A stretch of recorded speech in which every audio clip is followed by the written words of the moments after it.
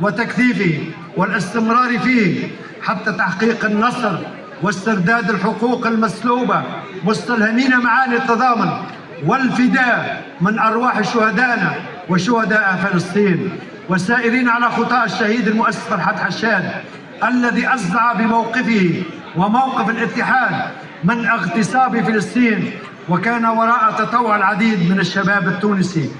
للالتحاق سنة 1948 بصفوف المقاومة الفلسطينية، وواصل النقبيون على دربه تقديم كل الإمكانيات المتاحة والدعم المعنوي للمقاومة الفلسطينية وللشعب الفلسطيني على امتداد عقود وعقود بلا كلل ولا ملل وبلا من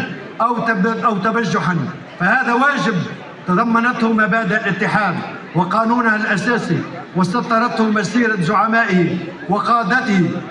سنبقى